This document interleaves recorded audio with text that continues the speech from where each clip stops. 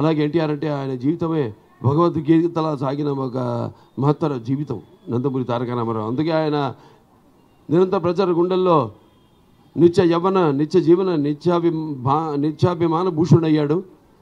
నిండు గుండెల్లో సజీవంగా నిలిచే ఒక నిత్యామృతాన్ని తాగిన దేవుడిలో మారాడు. మరణం లేని చిరస్మరణీయ మహనీయుడు అనిపించుకున్నాడు. ఎవరికి దక్కని ఒక ఘనమైన మహత్తర జన్మను పొందాడు నందమూరి తారక రామారావు గారు. అందుకే అటువంటి ఆయనకి మరణమేది. ఆయన నిత్యం వెలిగే ఒక మహనీయ మహత్తర జీవిత విధానం నందమూరి తారక రామారావు గారు. అలాగే ఆనాడు మనం చూసుకుంటే ఆయన చేసిన పాత్రలు లేవు నటుడిగా. అక్కడ ఆయన పౌరాణికాలు ఆయన నటిస్తుంటే పౌరాణికాలు ప్రాణం పోసుకున్నాయి, జానపదాలు జాబలీలు పడ్డాయి, సాంఘికాలు సామరభజ గమనాలు అయ్యాయి.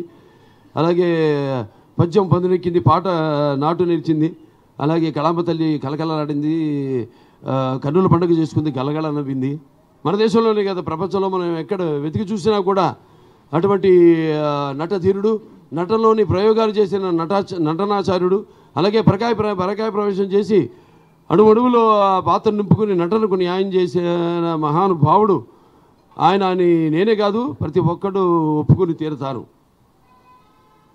అటువంటిది ఆయన మరి ఆనాడు కేవలం ఆయన మేము ముఖ్యంగా నిద్రపోతున్నప్పుడు అనేది కళ, కళ్ళు మూసుకున్నప్పుడు అనేది కళ, కళ్ళతో అభినయించేది కళ, నిద్రపోతున్నప్పుడు కనేది కళ, నిద్రపోతున్న సమాజాన్ని మేలుకొల్పేది కళ.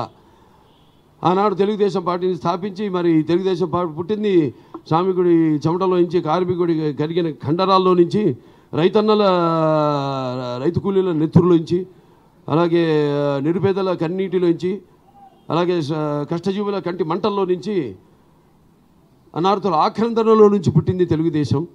ఆనాడు మరి ప్రతి తెలుగు బిడ్డ, ప్రతి తెలుగు గడ్డ నేను తెలుగు వాడిని సగర్వంగా చెప్పుకునే దమ్ము, ధైర్యం, సత్తువ, ఆత్మవిశ్వాసం దానికి బదులు పెట్టి నేను బయటికి లాక్కొచ్చి చూపే